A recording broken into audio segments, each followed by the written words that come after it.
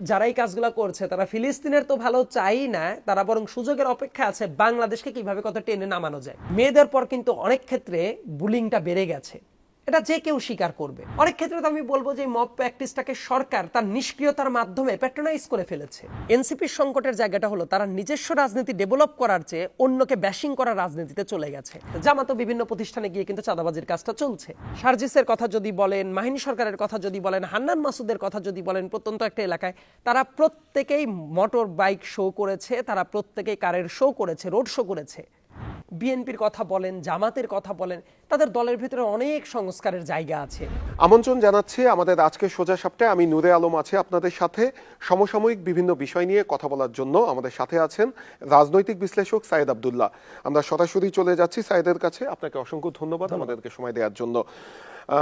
আমাদের প্রথম যে বিষয়টি জানা সেটি হচ্ছে 5 আগস্টের আগে ফ্যাসিস্ট বিরোধী যে রাজনৈতিক দলগুলো ছিল তাদের মধ্যে যে ঐক্যবদ্ধতা ছিল, আমরা এখন দেখছি যে অনেকটাই মুখোমুখি তারা দাঁড়িয়ে যাচ্ছে।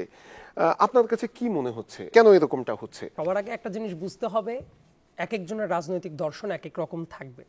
সবাই যে একই সাথে আসতে পেরেছিল তার কারণ ছিল একটা কমন একটা টার্গেট ছিল, যে সবার কমন টার্গেটটা ছিল শেখ হাসিনাকে ক্ষমতা থেকে সরিয়ে দেওয়া।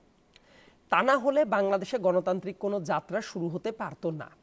এবং টার্গেটটা যখন এক থাকে তখন দেখবেন বিভিন্ন দল মতের মানুষ একটা ফোকাসড জায়গায় চলে আসতে পারে। কিন্তু যখন তাদের সেই ইনিশিয়াল টার্গেটটা মানে তারা সাকসেসফুল হয়ে গেল, তার পরবর্তীতে তো প্রত্যেকের রাজনীতি করবে, এটাই স্বাভাবিক। দেখেন, রাজনৈতিক মতাদর্শগত জায়গায় পার্থক্য থাকবে, এই ব্যাপারটাকে আমি স্বাভাবিক চোখেই দেখি। তা না হলে পৃথিবীর সবাই যদি একই মতাদর্শী হয় তাহলে তো এটা রাজনীতি তো আর চলতে পারে না।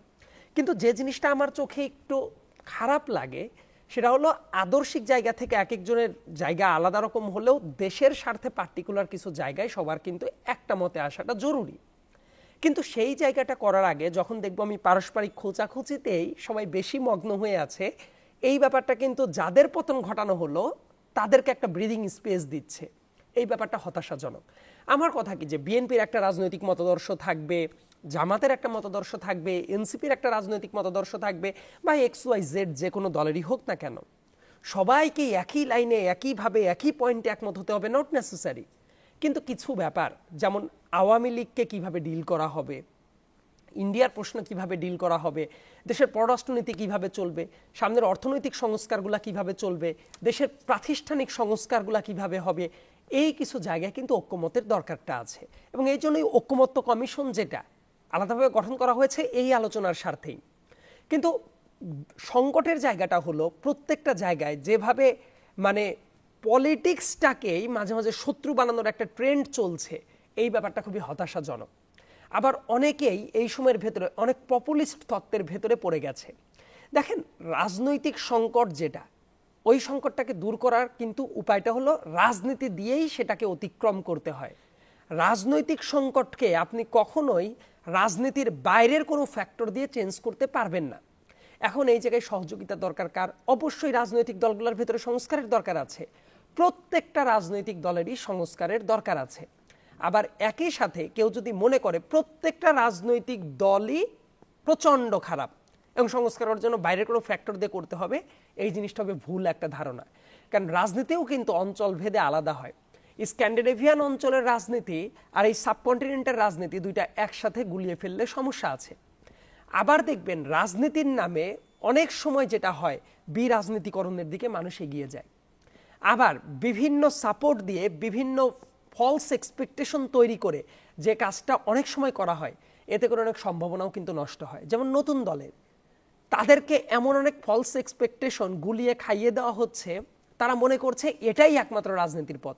কিন্তু দেখা যাবে যে সেই এক্সপেকটেশনে তাদের অল্প দিনের ভেতরেই ভাটা পড়ে যাবে। এতে করে আলটিমেটলি নতুন দলের যে সম্ভাবনা ছিল সেটা দেখবেন অনেক ক্ষেত্রে খুবই বাজেভাবে সেটার সম্ভাবনার পতন ঘটবে। বিএনপির কথা বলেন, জামাতের কথা বলেন, তাদের দলের ভিতরে অনেক সংস্কারের জায়গা আছে, কিন্তু দেখবেন অনেক জায়গায় সেই সংস্কারটা হচ্ছে না। আবার সরকারিভাবে যে সংস্কারের আলাপটা তোলা হচ্ছে, অনেক ক্ষেত্রে এই সংস্কারগুলো কোনো ক্ষেত্রে বিরাজনীতিকরণের পথটাকেও এগিয়ে দিতে পারে। এখানে একটা বিষয় সাইদ, যেটি হচ্ছে আমরা যেটি দেখছি যে সরকারের পক্ষ থেকে বলা হচ্ছে ডিসেম্বর থেকে জুনের মধ্যে নির্বাচন দেওয়া হবে। বিএনপিও বলছে যে তারা সুনির্দিষ্টভাবে নির্বাচনের একটি রোডম্যাপ চায়। আবার জামায়াতের কেউ কেউ বলছে যে আগে সংস্কার তারপরে নির্বাচন। বিএনপি কিন্তু একই কথা বলছে যে তারাও গুরুত্বপূর্ণ সংস্কারগুলো চায়, তারপরে দ্রুততম সময়ের মধ্যে নির্বাচন। কিন্তু সবারই তো আমি দেখছি যে ঘুরে ফিরে বক্তব্য অনেকটাই কাছাকাছি। কিন্তু এখানে কি কোনো ভুল বোঝাবুঝি সৃষ্টি হচ্ছে? তাহলে গ্যাপটা কোন জায়গায়? আমার কাছে মনে হয় যে একটা সুনির্দিষ্ট যদি ডেট তারিখ চলে আসে যে এই মাসের এই টাইমের ভিতরে ইলেকশন হবে, দেখবেন অনেকগুলো ইস্যু থেমে যাবে। ইস্যু মানে কি, বিতর্কের যে ইস্যুগুলো আছে। কারণ কিছু কিছু জায়গায় অনেক নন ইস্যু যেভাবে ইস্যু করা হচ্ছে, এটার জায়গাটাই হলো এই যে এইটা হলে অমুক তারিখে, এইটা না হলে অমুক তারিখে, এই টাইপ ডিলেমাটাই এই ইস্যুগুলো তৈরি করছে। অবশ্যই সংস্কারের দরকার। আমি এই দেশের একজন নাগরিক হিসেবে মনে করি যে অবস্থায় দেশটা চলে গিয়েছিল সেই দেশে তো কোনো ইনস্টিটিউশনই ছিল না, এবং ওই ইনস্টিটিউশনগুলা যদি ঠিকমতো দাঁড় না করানো যায়, একটা ফ্রি অ্যান্ড ফেয়ার ইলেকশন আয়োজন করা অসম্ভব রকমের একটা ঘটনা। তার মানে কিছু প্রাতিষ্ঠানিক সংস্কারের দরকার আছে, এবং ওই সংস্কারগুলো করে যদি ইলেকশনটা ঠিকমতো দেওয়া যায়, এটাও কিন্তু অন্তর্বর্তীকালীন সরকারের একটা বিশাল ক্রেডিট। সমস্যাটা কোথায় হয়ে যাচ্ছে, অনেক ক্ষেত্রে অনেক বর্ষিয়ান ব্যক্তিরাও এই বিশাল বড় একটা জনগোষ্ঠীর, বিশেষ করে এই তরুণ যারা আছেন, তাদের পালসটাকে ঠিকমতো বুঝতে পারছেন না। আবার তারাও অরিজিনালি যেটা বুঝতে চাচ্ছেন বা বোঝাতে চাচ্ছেন, সেই ব্যাপারটা মেসেজটা ঠিক যেভাবে কনভে করার দরকার, অনেক ক্ষেত্রে সেই ওয়ার্ডিংটা মানুষের কাছে বোধগম্য হচ্ছে না। তার মানে একটা গ্যাপ থেকে যাচ্ছে। আবার আর একটা ব্যাপার হলো, আমি ব্যক্তিগতভাবে মনে করি যেহেতু অনেকগুলো দিন এই রাজনীতির ভেতরেই আমার চলাফেরা বসবাস, এর ভেতরে একটা ব্যাপার হলো, দেখেন নির্বাচন আর সংস্কার দুইটা কোনো অবস্থাতেই মানে বিপরীত ধারার কোনো ঘটনা না। এই দুইটা কিন্তু সরল রৈখিক একটা ব্যাপার, এবং এই দুইটা একটার সাথে আর একটা খুব বেশি মাত্রায় জরুরি। সংস্কার না হলে একটা নির্বাচন সম্ভব না। আবার সংস্কার ব্যাপারটা এমন না যে অনির্দিষ্টকাল চলবে না, এইরকমও না। আপনি কি বলতে পারেন যে আমরা 6 মাস সংস্কার করব বা 1 বছর সংস্কার করব, তারপরে আর কোনো সংস্কারের দরকার নাই? এটা তো একটা চলমান প্রক্রিয়া। মানে দিন যত আগাতে থাকবে নানা বিষয়ে, আজকে যেটা ঠিক কালকে সেটা ঠিক নাও থাকতে পারে, সো সংস্কারের দরকার হতেই থাকবে। কিন্তু দেখেন একটা অদ্ভুত একটা জিনিস দেখা গেল, সংস্কার আর নির্বাচন দুইটা বিপরীতমুখী প্রক্রিয়া হয়ে গেল।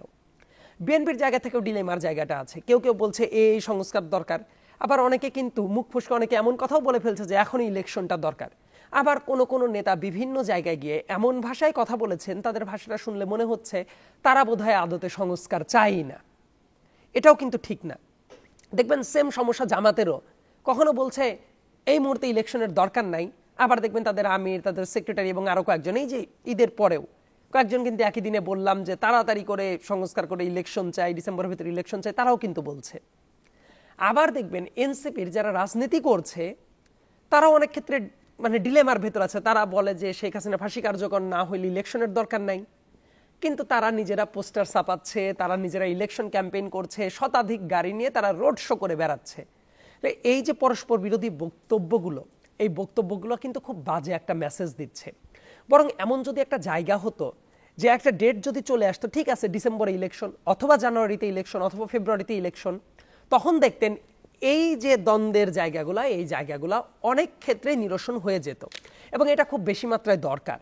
তাহলে যেটা হয়ে যাবে যে অনেক জায়গায় ধরেন আপনি রাজনৈতিক দল সবাই যদি শত্রু হয়, তাহলে কিন্তু ঠিকমতো ফাংশন করা যাবে না। এই জায়গায় আমি মনে করি কি, প্রত্যেককে শত্রু ভাবার যে একটা জায়গাটা তৈরি হয়েছে, এইটা বাদ দিয়ে সবাই যদি এই পার্টিকুলার কিছু পয়েন্ট আমি আগেই বললাম, ওই কয়েকটা পয়েন্টে যদি এক হয়, হওয়ার পরে তাদের টার্গেট কি থাকবে, একটা ফ্রি অ্যান্ড ফেয়ার ইলেকশন আয়োজন করা, এবং নির্বাচিত সরকার আসার পরেও যাতে একটা চেক অ্যান্ড ব্যালেন্সের ভেতরে থাকা, সেই জায়গায় আমাদের একটা সোশ্যাল কন্ট্যাক্ট দরকার। সো এই জিনিসটা করার ক্ষেত্রে অনেক ক্ষেত্রে আপনি যদি প্রত্যেককেই শত্রু জ্ঞান করেন, সরকার যদি মনে করে রাজনৈতিক দলগুলো শত্রু, অথবা রাজনৈতিক দল যদি মনে করে সরকার শত্রু, অথবা নিজেরা পারস্পরিক খোঁচাখুচিতে ব্যস্ত থাকে, তাহলে এই কাজগুলো আগাবে না। রাদার আলোচনার টেবিলে বসে, আলোচনার টেবিলটা শুধু আমি দেখলাম এবার ইফতারের রোজার মাসে প্রত্যেকের ইফতার পার্টিতে যাচ্ছে, শুধু এই জায়গাতেই যাতে সহমর্মিতার জায়গাটা না থাকে, বরং ওয়ার্কিং আন্ডারস্ট্যান্ডিং যেটা কাজের টেবিলেও এইটা দরকার। আপনি যদি দেখেন জাতীয় নাগরিক পার্টি 1 মাসের বেশি সময় হয়ে গিয়েছে, তারা 28 ফেব্রুয়ারি তারা আত্মপ্রকাশ করে। এর পরে বিএনপির সাথে জাতীয় নাগরিক পার্টির এখন সামাজিক যোগাযোগ মাধ্যম সহ বিভিন্ন জায়গায় দেখা যাচ্ছে যে মুখোমুখি অবস্থানে তারা অনেক জায়গাতেই চলে যাচ্ছে। এখানে জাতীয় নাগরিক পার্টির নেতারাও অনেক সময় বিএনপিকে টার্গেট করে নানা ধরনের বক্তব্য দেয়, আবার বিএনপিরও কেউ কেউ তাদেরকে টার্গেট করে নানা ধরনের বক্তব্য দিচ্ছে। আগামী দিনে রাজনৈতিক অবস্থা কেমন হতে পারে? রাজনীতিতে বিপরীত মত থাকবেই, এটা খুব বেশি মাত্রায় স্বাভাবিক, বরং ডেমোক্রেসির সৌন্দর্যই এইটা। সেটা যখন একদম মুখোমুখি কিন্তু অবস্থানে আমি এটাই বলছি, ডেমোক্রেসির সংজ্ঞাটা মানে প্র্যাকটিসটা হলো কি, আপনার যদি কোনো দ্বিমতের জায়গাটা থাকে সেটা চমৎকারভাবে উঠে আসা, ক্রিটিসাইজ তো অবশ্যই থাকা উচিত। কারো যদি ভুল হয়, এনসিপির যদি ভুল হয় বিএনপি ক্রিটিসাইজ করবে, বিএনপির ভুল হলে এনসিপি ক্রিটিসাইজ করবে, জামাত ক্রিটিসাইজ করবে, এটা স্বাভাবিক। কিন্তু যে ব্যাপারটা দৃষ্টিকটু সেটা হলো অনেক জায়গায় যেভাবে আক্রমণের জায়গাটা যাচ্ছে এই ব্যাপারটা খুবই বেশি মাত্রায় অনুচিত। দেখা যায় এনসিপির কেউ যদি এই বক্তব্য দেয় বিগত 15 বছরে কে কি করেছে আমরা জানি, কারো কোনো কন্ট্রিবিউশন নাই, তারপরে সে কথা বলছে। লেটস সে 5 আগস্টের পরেই সোশ্যাল মিডিয়ায় আমরা এই টাইপ জিনিসও দেখেছি যে বিএনপি কেন কথা বলছে যে 0% কন্ট্রিবিউশন 100% সেলিব্রেশন। আপনারাও যারা জার্নালিস্ট ছিলেন এবং বিভিন্ন জায়গায় যারা ছিলেন, বিএনপিকে কেউ যদি বলে যে 0% কন্ট্রিবিউশন, এই কথাটা কি সঠিক কোনো কথা? একটা লম্বা স্ট্রাগলের গল্প কিন্তু আছে। হ্যাঁ, তাদের অনেক কিছু নিয়ে ক্রিটিসাইজ করার অপশন অবশ্যই আছে, তারাও অনেক ভুল করছে 5 আগস্টের পরে, সেটা নিয়ে অবশ্যই ক্রিটিসাইজ করার কথা, কিন্তু সমালোচনাটা তো এই জায়গায় যেতে পারে না। দেখা গেল তারা কেউ জিয়াবাদকে নিয়ে আসছে, যে জায়গায় জিয়াবাদ বিএনপিরই কোথাও কোনোদিনও ছিল না। আবার দেখা যাচ্ছে বিএনপির যে ব্যাপারগুলো নিয়ে ক্রিটিসাইজ করছে ঠিক একই কাজ তারাও করছে, তাহলে ব্যাপারটা তো পারস্পরিক সাংঘর্ষিক হয়ে গেল। একটু খেয়াল করে দেখেন, ধরেন কেউ বলল যে পোস্টারে সেয়ে গেছে। আমি যে বিষয়টি ওই জায়গায় একটা উদাহরণ দিলে যে আমি যখন বলছি যে আমরা নতুন রাজনৈতিক বন্দোবস্ত করব এবং সেই আকাঙ্ক্ষা নিয়ে নতুন রাজনৈতিক দল গঠন হয়েছে, তো আমরা এই দোষারোপের রাজনীতিতে যদি ঢুকে যাই তাহলে নতুন বন্দোবস্ত কিভাবে? আমার কথা পারস্পরিক ক্রিটিসিজমটা থাক, কিন্তু সংকটের জায়গাটা কি হলো দেখেন, নতুন একটা দলের সফল হওয়াটা কিন্তু খুব বেশি মাত্রায় জরুরি। এই দলটা সফল হওয়া বাংলাদেশের ডেমোক্রেসির জন্য যেমন ভালো, ইনফ্যাক্ট এক্সিস্টিং যেসব রাজনৈতিক দল আছে, ধরেন বিএনপি, জামাত, অন্যান্য যারা আছে, তাদের প্রত্যেকের জন্যই কিন্তু ভালো। তার কারণ কি, ধরেন বিশাল বড় একটা গোষ্ঠী তো ওই পতিত সরকারকেও তারা সাপোর্ট করতো। সো এই ভোট ব্যাংকের ব্যাপারটা বিভিন্ন জায়গায় কিন্তু আসা উচিত, বাংলাদেশের মানুষের সামনে বিকল্পটা থাকা উচিত। কিন্তু যে ব্যাপারটা এমন দিকে চলে যাচ্ছে তাতে মনে হচ্ছে যে তারাই যেন পরস্পরের শত্রুটা হয়ে গেল, নিজস্ব রাজনীতিটা দাঁড়াচ্ছে না। এনসিপির সংকটের জায়গাটা হলো তারা নিজস্ব রাজনীতি ডেভেলপ করার চেয়ে অন্যকে ব্যাশিং করার রাজনীতিতে চলে গেছে। আপনি অন্যকে সারা দিন ব্যাশিং করতে থাকেন, কিন্তু আপনার নিজস্ব রাজনৈতিক ফিলোসফি যদি না দাঁড়ায়, আলটিমেটলি ক্ষতিগ্রস্ত কে হচ্ছে? তারাই হচ্ছে। তখন আমরা বললাম যে নতুন রাজনৈতিক বন্দোবস্ত দরকার। নতুন রাজনৈতিক বন্দোবস্ত করার জন্য আপনারা অন রেকর্ড বিভিন্ন জায়গায় দেখবেন তারা বিএনপি নেতাদের পোস্টারিং এর সমালোচনা করছে, কিন্তু তাদের পোস্টারে কেন সেয়ে গেল? ইলেকশন তো শুরু হয় নাই, প্রত্যেকটা জায়গায় দেখবেন তাদের পোস্টারিং আছে। তারা রোড শোর যে কথা বলে, বিএনপি তো অনেক ক্ষেত্রে বাইক শো, তারপর অমুক শো বন্ধ করেছে না অফিসিয়ালি। সার্জিসের কথা যদি বলেন, মাহিনী সরকারের কথা যদি বলেন, হান্নান মাসুদের কথা যদি বলেন, প্রত্যন্ত একটা এলাকায় তারা প্রত্যেকেই মোটর বাইক শো করেছে, তারা প্রত্যেকেই কারের শো করেছে, রোড শো করেছে। শতাধিক গাড়ি নিয়ে যখন সার্জিস গেল, যাওয়ার পরে এটা কি আর নতুন বন্দোবস্ত থাকলো? হোটেল ইন্টারকন্টিনেন্টালে যখন এত 1300 মানুষের ইফতার পার্টি করা হইলো নতুন একটা দলের, তাহলে তো অন্যান্য দলের ধারাতেই তারা চলে গেল। আবার দেখেন বিএনপির সংকটের জায়গাটা কোথায়।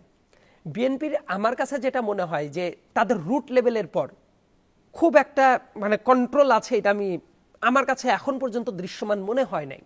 ঠিক আছে, তারা অলমোস্ট 1500-র উপরের কর্মীকে তারা বহিষ্কার করেছে, এটা খুবই কমেন্ডেবল, এটা হওয়া উচিত ছিল। কিন্তু যখন যে কাজটা হচ্ছে রুট লেভেলে, বিএনপির বহু মানুষ, জাস্ট আওয়ামী লীগের লোকরা যে ধরনের চাঁদাবাজি করতো তারা রিপ্লেসড হয়ে গেছে, জামাতও বিভিন্ন প্রতিষ্ঠানে গিয়ে কিন্তু চাঁদাবাজির কাজটা চলছে। সো এই যে তাদের যে কমান্ড স্ট্রাকচার, এই কাজটা কিন্তু বাংলাদেশে চিরস্থায়ীভাবে বন্ধ করার দরকার ছিল। সো বিএনপির জায়গায় সংকটের জায়গাটা আছে। তাহলে এনসিপি যে বড় গলায় কথা যে বলবে যে আমরা টোটালি নতুন একটা ধারা নিয়ে আসলাম, তারাও ঘুরে ফিরে ঠিক সেম ক্যাটাগরিতেই চলে যাচ্ছে।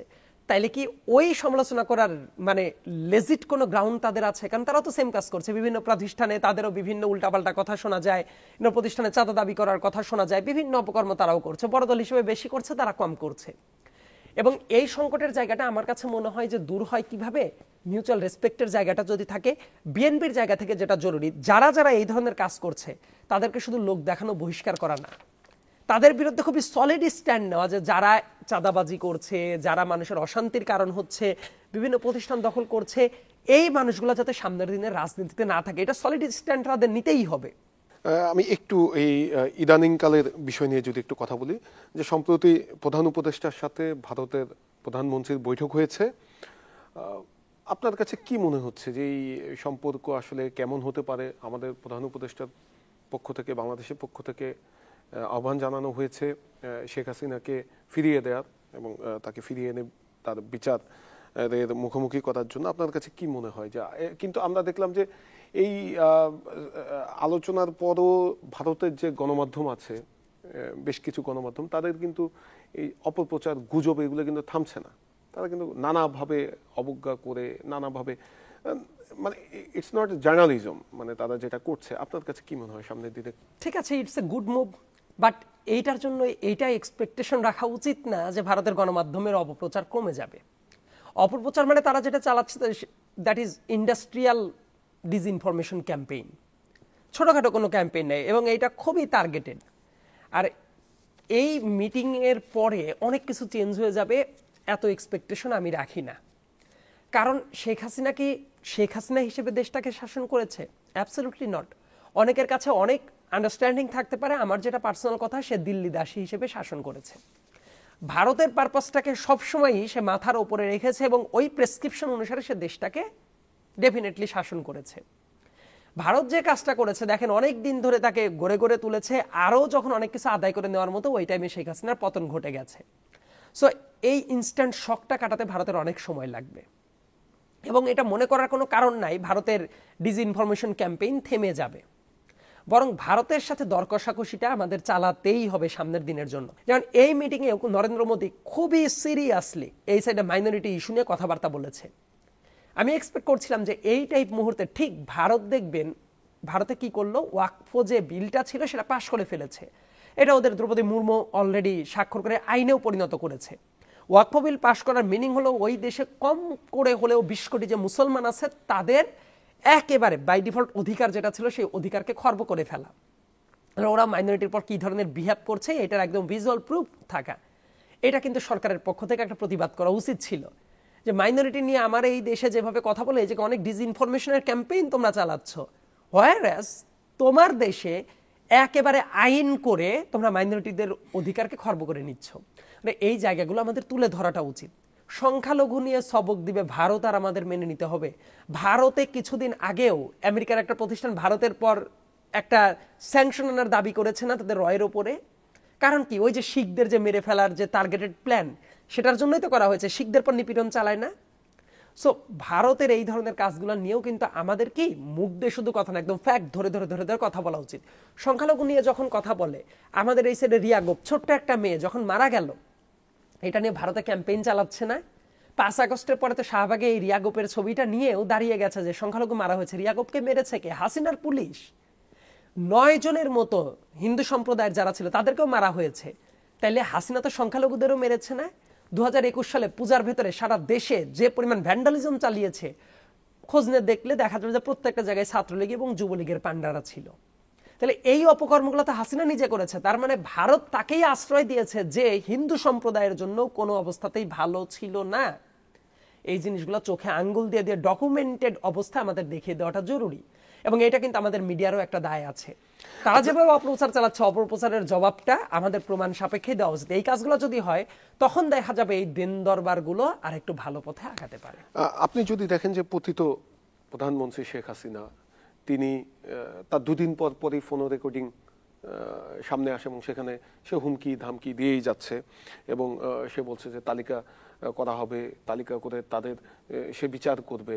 মানে তার ভিতরে কোনো অনুতপ্ততা বোধ নেই, এবং ভারতের মতো জায়গায় বসে সে এই ধরনের বক্তব্য ক্রমাগত দিয়ে যাচ্ছে। এক্ষেত্রে কি আমাদের কূটনৈতিকভাবে কেমন উদ্যোগ নেওয়া উচিত?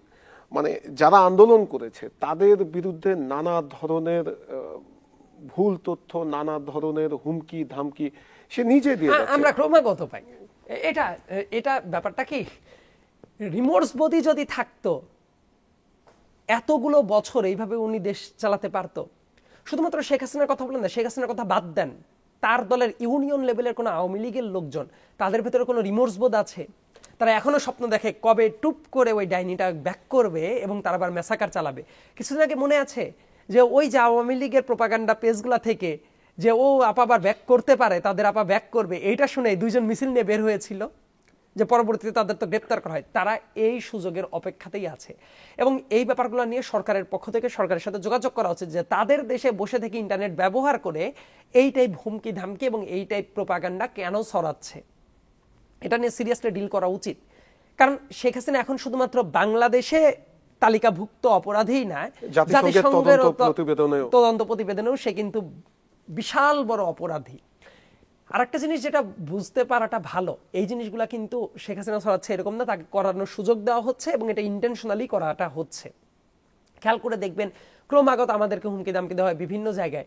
তবে একটা জিনিস আমি ভাই বিশ্বাস করি, শেখ হাসিনা যে পালিয়ে গেছে বিভিন্ন জায়গায়, মানুষ তো মাঠে নেমেছে, এটা যেমন সত্য, সর্বশক্তিমান আল্লাহরও একটা বিশাল বড়, আমি বলবো তারই ইচ্ছাটাই ছিল, তা নাহলে এইভাবে অন্তত তার পতনটা ঘটতো না। তারা যদি মনে করে যে তারা হুমকি ধামকি দিয়ে আর আমরা ভয় পাবো, আমি নিজেদেরকে কখনোই মনে করি না আমরা এতটা দুর্বল।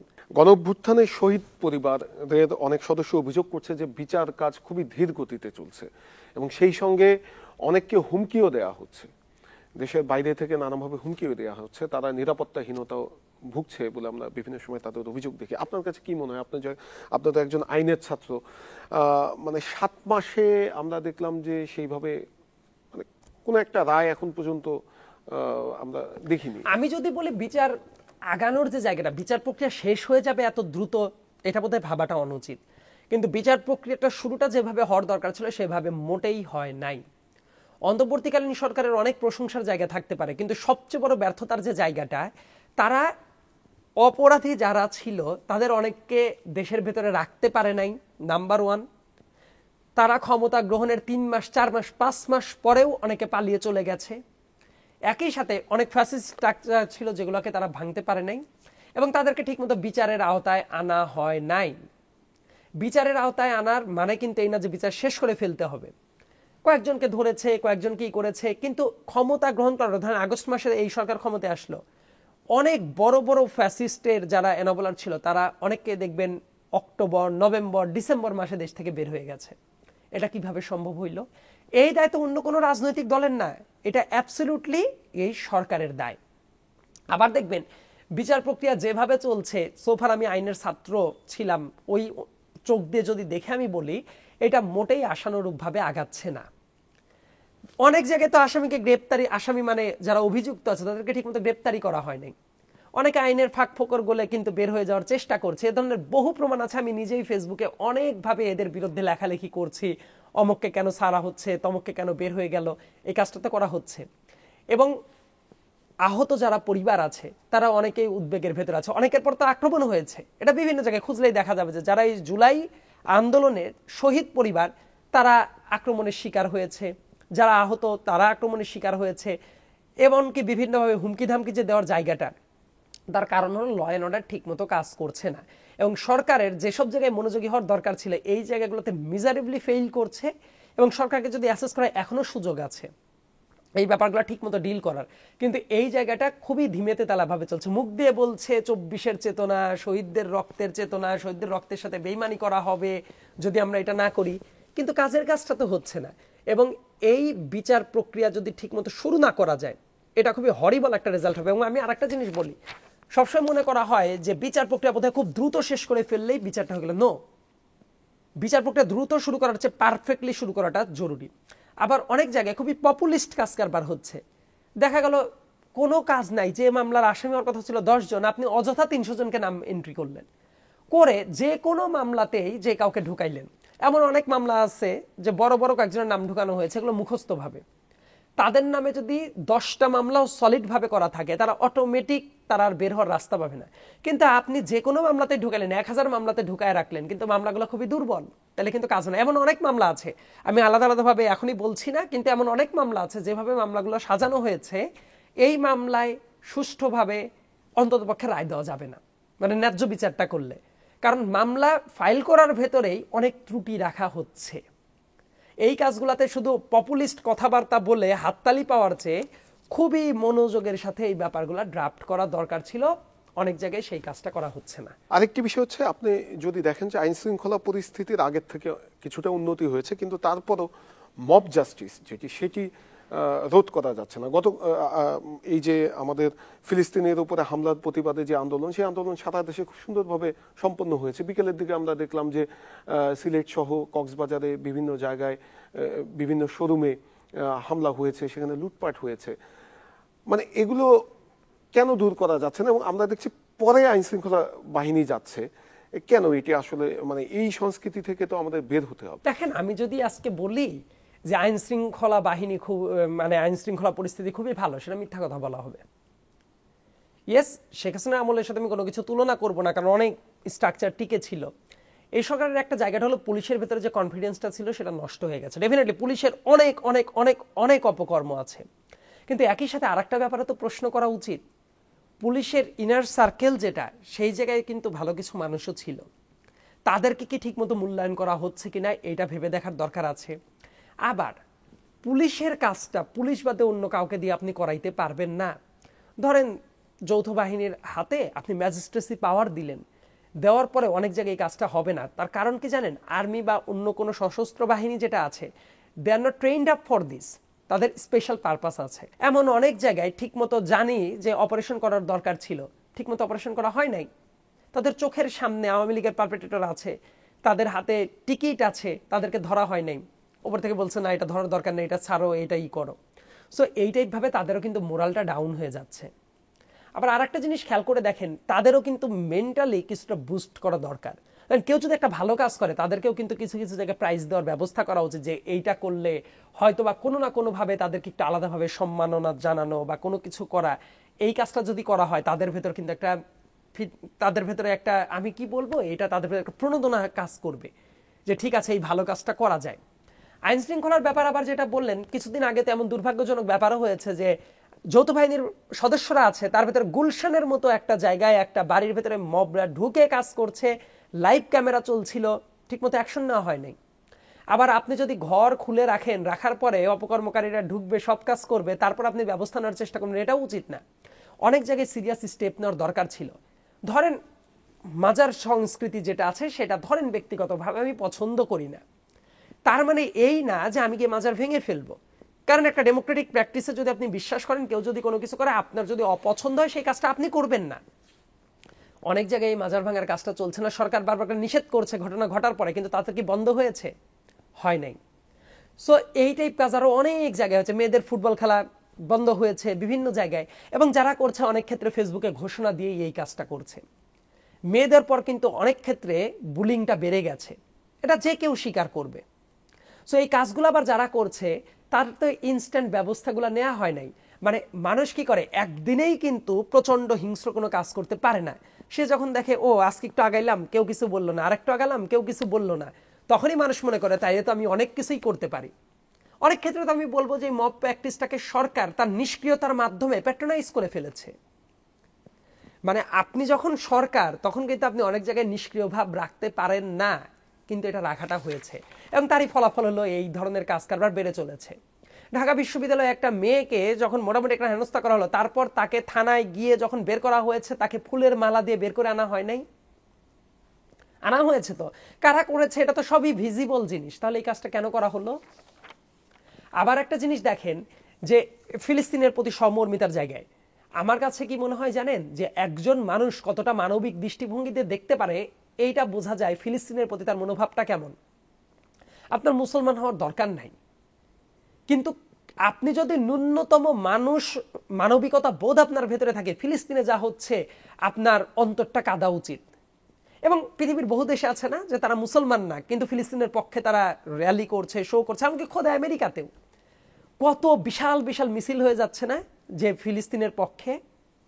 সেই জায়গায় কি কেউ দোকানপাট লুটপাট করছে, ব্যবসা প্রতিষ্ঠান ভাঙচুর করছে? কিন্তু দেখেন বাংলাদেশে এটা হলো, অনেক জায়গায় হয়েছে, সিলেটে হয়েছে, খুলনাতে হয়েছে, বেশ কিছু জায়গায়, এমনকি ফেসবুকে ঘোষণা দিয়েও হয়েছে। এবং এই কাজগুলো যারা করছে দেখবেন ওই একই চক্র যারা আগের থেকে কাজ কারবার করে। কয়েকজনকে গ্রেপ্তার করা হয়েছে, এটা আমি দেখতে পেরেছি আফটার ম্যাথ ইফেক্ট হিসেবে। তার কারণ হলো দেশের মানুষ এটা সমালোচনা করা শুরু করেছিল। যদি না করতো এটাও ইগনোর হয়ে যেতে পারতো। দেখেন একটা অন্য কোনো উদ্দেশ্য কি দেখছেন? অবশ্যই অবশ্যই। যেখানে আমাদের হচ্ছে উদ্যোক্তা আমাদের সম্মেলন দেশে হচ্ছে, বাংলাদেশে ইনভেস্টমেন্ট সামিট যেটা চলছে, এটা খুবই গুরুত্বপূর্ণ। কারণ বাংলাদেশে শুধুমাত্র গার্মেন্টস এর উপর নির্ভর হয়ে, বা আমাদের রেমিটেন্স খাত যেটা আছে, ধরেন যে আমাদের শ্রমিক ভাইয়েরা পাঠায় প্রত্যেকটা মাসে মাসে, মূলত এটা দিয়েই কিন্তু আমাদের দেশটা চলে। আমাদের বাইরে থেকে ইনভেস্টমেন্ট এনে আমাদের ইন্ডাস্ট্রিয়াল বিভিন্ন জায়গায় ডেভেলপ করার দরকার আছে। যখন মানুষকে আমরা আকর্ষিত করব, তারা যখন বাংলাদেশে আছে তাদের কি দেখবে বিভিন্ন বিদেশি আউটলেট যেগুলো আছে ভাঙচুর করছে। এর মানে হলো তারা ব্যবসায়ের উপযুক্ত পরিবেশ দেখবে না, আলটিমেটলি তারা ইনভেস্ট করতে আগ্রহীটা হবে না। এবং দেখেন এই কাজগুলো যেমন খুবই বাজে একটা মেসেজ দিল, অ্যাট দ্য সেম টাইম এই জায়গার ভেতরে পতিত স্বৈরাচারের লোক যেমন আছে, অনেক এক্সট্রিমিস্ট মাইন্ডসেটের যারা লোকজন আছে তারা কিন্তু এই সুযোগগুলোরই অপেক্ষায় থাকে। তারা আসলে যারা এই কাজগুলো করছে তারা ফিলিস্তিনের তো ভালো চাই না, তারা বরং সুযোগের অপেক্ষা আছে বাংলাদেশকে কিভাবে কত টেনে নামানো যায়। এবং এই মানুষগুলা কি করছে, বিভিন্নভাবে কিন্তু মিশে যাচ্ছে। কিন্তু এই ব্যাপারগুলোতে জিরো টলারেন্স যেভাবে দেখানোর কথা ছিল, আমি মনে করি ইউনূস সাহেবের যেমন অনেক সফলতার জায়গা আছে যেটা নিয়ে আমরা প্রশংসা করব, তাকে প্যাট্রোনাইজ করব, একই সাথে দুর্বলতার জায়গাগুলোও চোখে আঙ্গুল দিয়ে দিয়ে দেখিয়ে দেওয়া উচিত। তাহলে সারাক্ষণ প্রশংসাই করতে হবে, এই কাজটা যারা করছে মূলত তারা কিন্তু ইউনূস সাহেবেরও ভালো চায় না। এবং ল অ্যান্ড অর্ডারের ব্যাপারটা হলো অনেক জায়গায় ছাড় দিয়ে দিয়ে দিয়ে দিয়ে তাদেরকে আপনি মনস্টার বানিয়ে ফেলছেন। তাদের প্রতি সিরিয়াস কোনো বার্তা এসেছে? আসে নাই। যখনই অপকর্ম হয় তারপর দিয়ে একটা প্রেস রিলিজ আসে, কয়েকজনকে ধরপাকড় করা হয়, কিন্তু মূলে যে হাত দেওয়া যে কারা এই কাজটা করছে, দেশের গোয়েন্দা সংস্থা ফাংশন করছে ঠিক মতো। গোয়েন্দা সংস্থা যদি ঠিক মতো ফাংশন করতো, যে ধরনের কাজ হচ্ছে একটাও চলা উচিত ছিল না, কিন্তু সবকিছুই হচ্ছে। সো এই জায়গাতে বিশেষ মনোযোগ দেওয়া দরকার। তা না হলে আপনারা বা আমরা যে সংগ্রামটা চালাচ্ছি, যেটার পেছনে এতদিনের আমাদের সংগ্রাম ছিল, সেটা কিন্তু বিফলে চলে যাবে। এবং সরকার শুধু পরবর্তীতে এসে বিবৃতি দেবে না, সরকারের কাজ শুধু এটা না, সরকারের কাজ হলো কোনো ঘটনা ঘটার আগেই তার গোয়েন্দা সংস্থা দিয়ে ওই ব্যাপারের পূর্বাভাসটা তৈরি করা এবং এটা দমন করার জন্য প্রিভেন্টিভ মেজার নেওয়া। সেই কাজে এই সরকার পুরোপুরি ব্যর্থ। অসংখ্য ধন্যবাদ আপনাকে আপনার সময় দেওয়ার জন্য। আমরা আরো কথা শুনতাম, আমাদের সময় স্বল্পতার জন্য এখানেই শেষ করতে হচ্ছে। আমরা সমসাময়িক বিভিন্ন বিষয় নিয়ে কথা বলছিলাম রাজনৈতিক বিশ্লেষক সায়েদ আব্দুল্লাহর সাথে।